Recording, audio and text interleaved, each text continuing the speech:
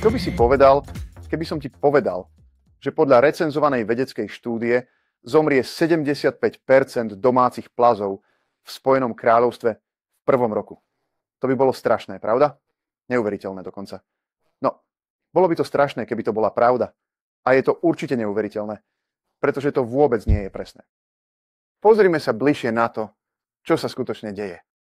Číslo úmrtnosti 75% pochádza z dokumentu z roku 2012 s názvom Pet Hate, ktorý vytvorili niekoľkí známi aktivisti proti chovu plazov.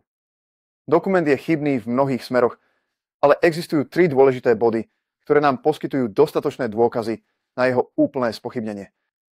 Chyba číslo 1. Napriek tvrdeniam autora, Pet Hate historka nebola publikovaná v recenzovanom časopise. Bola publikovaná v časopise Biologist.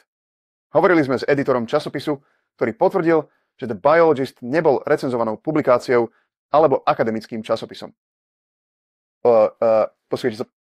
Štúdia výrazne podhodnotila počet plazov, ktoré sú živé a zdravé vo Veľkej Británii. Na odhad počtu domácich zvierat chovaných v Spojenom kráľovstve boli použité údaje z prieskumu vykonaného organizáciou UK Pet Food. Metodológia použitá v prieskume je skvelá pri odhade počtu mačiek alebo psov v Spojenom kráľovstve, ale väčšina odborníkov sa zhoduje, že pri odhade počtu plazov sú čísla od UK Pet Food dosť konzervatívne. Existuje niekoľko presnejších odhadov, ktoré používajú vhodnejšie metodológie a tieto štúdie naznačujú oveľa vyšší počet chovaných plazov.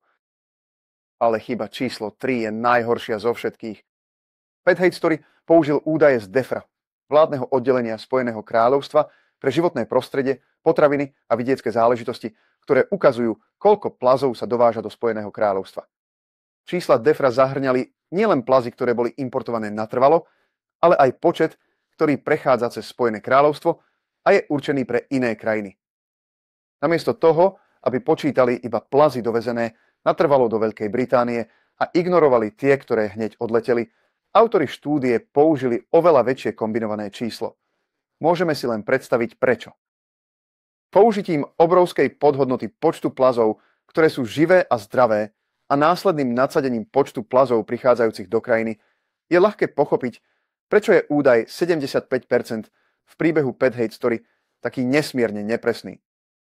Ale aké je skutočné číslo počtu plazov, ktoré zomrú v priebehu prvého roka? Našťastie máme 2 oveľa dôveryhodnejšie vedecké štúdie na referenciu. Študentka bakalárskeho štúdia Becky Clark vykonala v roku 2013 štúdiu, aby zistila, koľko plazov zomrie v priebehu prvého roka. Jej výskum odhalil percento, ktoré bolo výrazne nižšie ako obľúbený počet nenávistných zvierat. Jej štúdia dospela k záveru, že miera úmrtnosti v prvom roku bola iba 3 až 4%. O 2 roky neskôr vykonal uznávaný Darrellov inštitút pre ochranu prírody a ekológiu podobnú štúdiu o úmrtnosti plazov použitím úplne inej metodológie. Ich výskum tiež odhalil číslo, ktoré bolo menej ohromujúce než tvrdenia autora Pet Hate historky.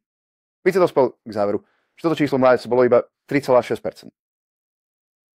Je povzbudzujúce vedieť, že 2 nezávislé, nesúvisiace a renomované štúdie dospeli k podobnému záveru.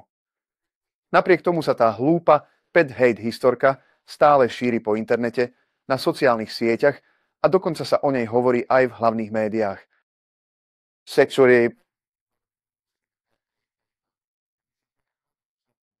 Domácich zvierat je množstvo ďalších chýb a toto je ďalší príklad z vykonaného výskumu, ktorý je šírený aktivistami proti chovu domácich zvierat. Zatiaľ, čo aktivisti za práva zvierat tvrdia, že ich výskum je vedecký, často sa stáva, že záver je stanovený ešte pred začiatkom štúdie. A podľa kohokoľvek je to jednoducho zlá veda. Ak sa chcete dozvedieť viac o zodpovednom chove plazov a stať sa členom na podporu našej práce, navštívte www.responsiblereptilekeeping.org.